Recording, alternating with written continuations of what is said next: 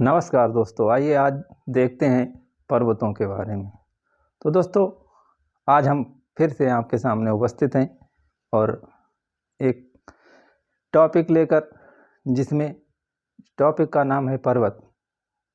जैसा कि हम अध्ययन कर रहे थे पृथ्वी के उच्चावच और पृथ्वी पर कितने प्रकार के उच्चावच होते हैं, इसका हम अध्ययन पहले ही कर चुके हैं। तो आइए आज हम देखते हैं पर्वतों के बारे में। पर्वत, माउंटेन। द माउंटेन यानी कि पर्वत, ये क्या है? पर्वत हमारे द्वितीय क्रम के उच्चावच हैं। यानी पर्वत हमारे द्वितीय क्रम के उच्चावच हैं। जैसा कि हम पहले ही बता चुके हैं कि प्रथम क्रम, द्वितीय क्रम और तृतीय क्रम के उच्चावच हमारी पृथ्वी पर पाए जाते हैं। तो इस सब को विस्तार से जानने के लिए आप हमारे इससे पहले उच्चावच वाले वीडियो को देख सकते हैं, जिसमें कि हमने इसकी विस्तार से चर्चा की है। यहाँ पर इतना ही समझ लेते हैं कि प्रथम क्रम के उच्चावच जो हैं वो महाद्वीप और महासागर हैं। द्वितीय क्रम के उच्चावच पर्वत, पठार, मैदान और झीलें हैं। और तृतीय क्रम के उच्चावच पृथ्वी पर अपर्दनकारी तत्वों द्वारा निर्मित जो भी आकृतियाँ होती हैं वो होती हैं। तो दोस्तों, ये पर्वत हमारे द्वितीय क्रम के ही उच्चावच हैं। यानी कि ये उच्चावच द्वितीय क्रम में आते हैं और इनकी आकृति और आकार की वजह से इन्हें हम पर्वत कहते हैं। इनकी आकृति में यानी कि ये पार्श्व ढाल, पर्वत पर जो पार्श्व ढाल होता है, यानी कि ये ढाल जो होता है वो तीव्र होता है। अगर ये ढाल तीव्र है तभी हम इसे पर्वत कहेंगे, अन्यथा हम इसे पर्वत नहीं कहेंगे। और दूसरा, इसकी विशेषता ये होती है कि ये जो शिखर भाग है, यानी कि ये चोटी जो होती है, ये संकुचित होती है। ये चोटी जो है वो संकुचित होती है और दोनों तरफ ढाल ये तीव्र होता है। तीसरी बात ये है कि ये निकटवर्ती क्षेत्र से 1000 मीटर की ऊंचाई पर होता है। और इसमें बहुत ही डाउट हैं, यानी बहुत ही तरीके के वीडियोज भी यूट्यूब पर उपलब्ध हैं और यहाँ तक कि विकिपीडिया में भी बहुत अलग अलग डिफरेंट है, जिसे समझने में बहुत ही दिक्कत है। तो यहाँ आप ये समझ लीजिए कि पृथ्वी की ऊंचाई को जो है वो सागर तल से नापते हैं। यानी कि सागर तल जो होता है उससे हम कहीं पर की पृथ्वी की ऊंचाई को नापते हैं। तो ये पृथ्वी की ऊंचाई सागर तल से 1000 मीटर ऊंचे जो भी स्थान हैं उन्हें हम पर्वत के श्रेणी में रखते हैं। ऐसा जो है वो कई यूट्यूब चैनल पर और विकिपीडिया में भी लिखा हुआ है कि ये वही क्षेत्र हैं, यानी कि जो 2000 फीट सागर तल से 2000 फीट की ऊंचाई पर हैं, उन्हें हम पर्वत कहते हैं। 2000 फीट या इससे ऊंचे। लेकिन दोस्तों, क्या ये बात मानने लायक है? क्या इस पर विश्वास किया जा सकता है? लिखने वाले ने तो लिख दिया, अब ये आपको सोचना है कि ये जो लिखा है वो सही है या कि गलत है। बहुत सी किताबों में भी ये 2000 या 550 या 650 मीटर ऊंचा ही माना जाता है। लेकिन हमें क्या करना है? हमें अपने हिसाब से देखना है, यानी जो लिख गया वो तो विद्वान है और हमें विद्वान तो बनना नहीं, क्योंकि हमारा विद्वान बनने से तो काम नहीं चलता है। हमें तो बुद्धिमान बनना है। तो हम अपनी बुद्धि का प्रयोग करते हुए देखेंगे कि ये क्या है और हम किस बात को सच माने। तो इसकी ऊंचाई नापने के लिए दोस्तों सागर तल से कुछ भी लेना देना नहीं है। पर्वतों की ऊंचाई सागर तल से ही नापी जाती है, लेकिन पर्वत कहने के लिए ये सागर तल से कुछ लेना देना नहीं है, क्योंकि इसकी एक तो बनावट होनी चाहिए, दूसरी इसकी ऊंचाई जो है वो निकटवर्ती क्षेत्र से 1000 मीटर से ऊपर होनी चाहिए।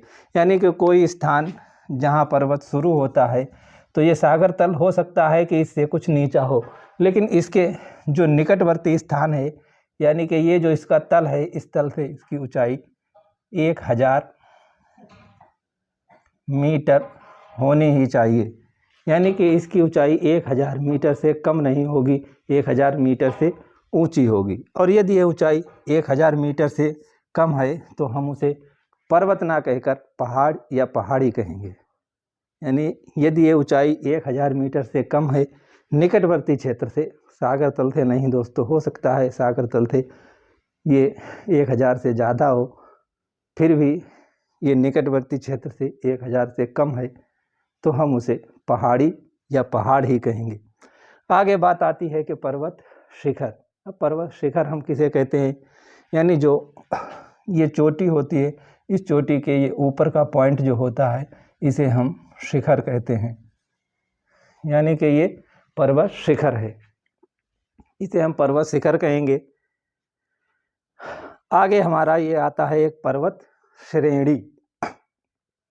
तो दोस्तों पर्वत श्रेणी वह होती है जहाँ पर एक काल समय में, यानी एक ही काल में निर्मित कई शिखरों की एक लाइन हो, यानी एक काल में ही निर्मित कई शिखर हैं, उसे हम क्या कहेंगे? पर्वत श्रेणी।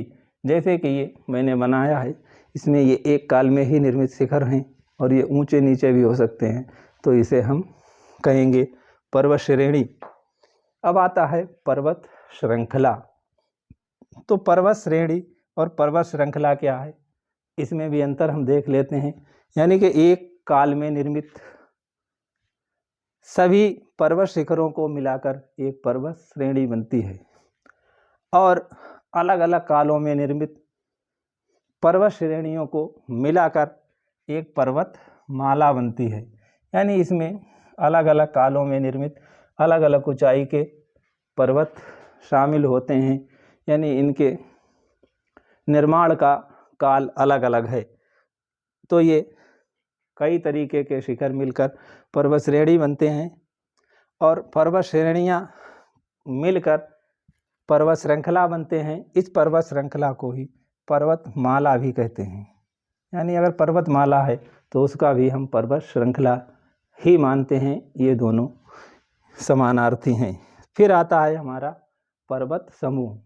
अब कई युगों में, यानी अभी अलग अलग कालों में, अब कई युगों में निर्मित पर्वतों को, यानी जब कई युगों में निर्मित पर्वत होते हैं, यानी अलग अलग युग के पर्वत एक साथ मिलते हैं, तो हम उसे पर्वत समूह कहते हैं। तो दोस्तों ये हमारा पर्वत समूह और पर्वत माला में अंतर हुआ। पर्वतमाला अलग अलग काल में है, जबकि पर्वत समूह अलग अलग युगों में है।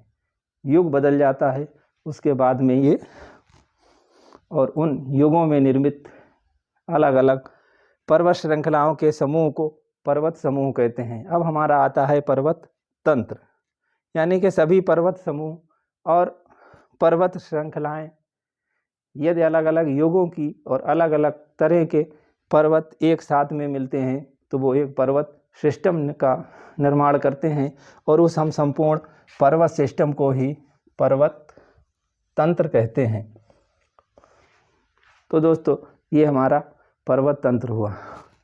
अब हम देखते हैं एक शब्द हमारा और है जो भी आ जाता है, जिसे हम कॉर्डिलेरा कहते हैं। अब इस कॉर्डिलेरा का अर्थ क्या है? कॉर्डिलेरा इन सबसे विस्तृत अर्थ रखता है, यानी कि जब कई पर्वत समूह और पर्वत तंत्र एक साथ मिले हुए होते हैं तो हम उसे कॉर्डिलेरा कहते हैं। और इस कॉर्डिलेरा का उदाहरण पृथ्वी पर एंडीज पर्वत पर मौजूद है। हमारे एंडीज पर्वत में कई युगों के और कई तरह के पर्वत मिलते हैं, तो ये एंडीज पर्वत को पर्वत कॉर्डिलेरा कहते हैं। कॉर्डिलेरा वहीं पर्वत तंत्र कई पर्वतों के मिलकर, जैसे हिमालय और हिंदुकुश, और ये जब पर्वत यहाँ पर पामीर की गांठ से निकलने वाले जो पर्वत हैं, अलबुर्ज, हिंदुकुश, सुलेमान, इन पर्वतों को जब मिला के हम देखते हैं तो ये एक पर्वत तंत्र का निर्माण करते हैं। वहीं हमारे भारत में पाए जाने वाले अगर सभी पर्वतों को हम देखें तो ये पर्वत समूह हैं और पर्वत श्रृंखला यानी पर्वतमाला हमारे हिमालय पर्वतमाला है।